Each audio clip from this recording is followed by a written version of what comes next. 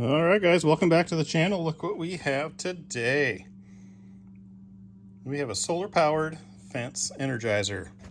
So right on top of the box is the manual. I have not taken it out yet, so I like to show people how things come packaged. Got a bag of goodies and the unit itself.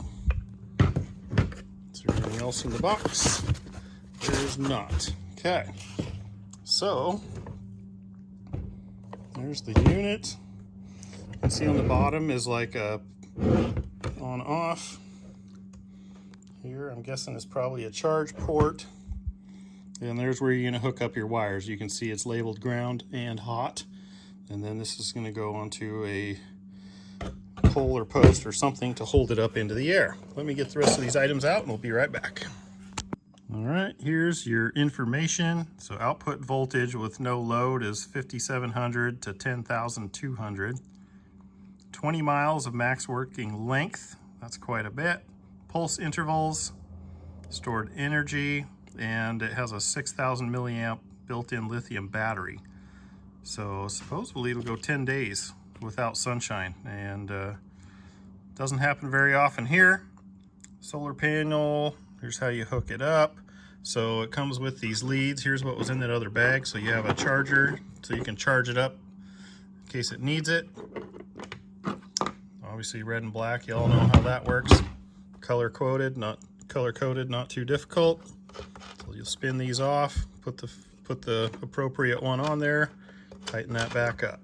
Sorry. So the power button on the bottom.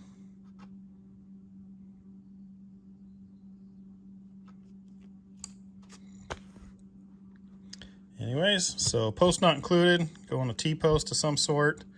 I've got some of them at the cow field, so you'll have to put a stake, not included, and then the red will obviously go onto your hot wire you want hot. So it'll slow the pulse rate when the battery is low. So we're obviously going to charge it up fully before we use it the first time, so make sure you plug it in and do that. Here's some tips. Put it in the sunlight. Keep the solar panel clean. Test the voltage on the fence using a fence voltmeter. I do not have one of those. Definitely something I may purchase. Okay, warranty information. Back side of this, just a bunch of warnings and other information as well. Okay, so important battery information here. Place it off, turn it in daylight. Anyway, what we're going to do is we're going to charge this up, get a full charge on it, and then we'll go out to the cow field and set it up and show you how it works. Plugged into charge, you see there's a red light on there. I'm assuming it'll either turn off or go green once it's fully charged. I'll show you when that happens. All right, as you can see, we got the green light, so we're good to go. So now we'll go set it up in the field and give it a try. All right, guys, we're going to install it on the cow field here today. So here you can see the green light, it's turned off. So, and I noticed when it gets enough electricity, it seems to be, if I put it against the tree, see how it went out?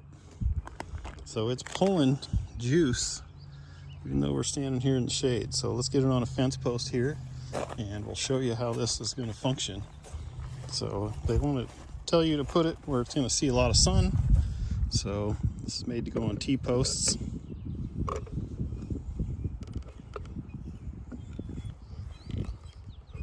Might need two hands, but anyway, it'll go on the T-post, and then we're going to hook the wires up to the back. All right, so you're going to unscrew the red one, use the red wire, put that on there, and screw the nut back on, and then repeat for the ground wire, the black one. So it's made to go with the bigger part of the T-post. You can see they're not really even through the back, but that doesn't really get it any sun in my situation. So if you're putting in a T-post specially for this, make sure you position it the correct way. This one I need to point this way, but it still sits on there and works fine. So let's go ahead and hook these up. So the red one, you need to hook to your hot wire, like so. Make sure it gets a good connection. I'm going to put it right in the end on mine. And then the ground, obviously it says to put like a 2-foot spike in the ground.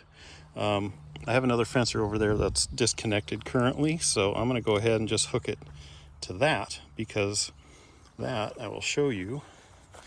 This is grounded to here too to test the spark, but you can see we've got grounds going here, and then we have a spike in the ground here. So ideally you'd put it here, but this is in the shade right now for my demonstration. So that said, the other fencer is off. You can see we got a green light. We're going to go ahead and flick the power on.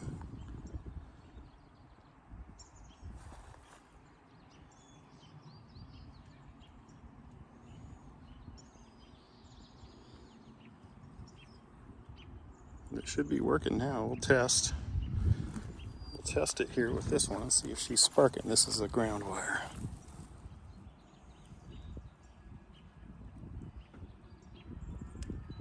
Hear it?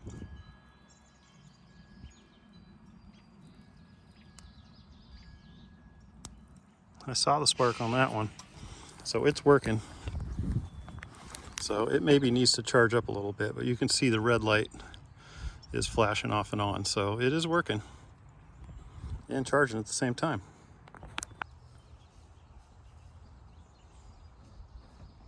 So even with it grounded like this, she shoots a pretty good spark. It's hard to do one-handed here, probably won't focus, but I'll see if I can show it jump in the arc. Yeah, see that one? That was a good one. Oh yeah, piece of cake. Here's the top wire. Big spark there. So we're making some good electricity. So that's going to work fantastic. It has a lithium battery in it. It's supposed to last a super long time. So ideally you'd put this probably back away so the animals can't get to it, but this is how it's going to work in my situation.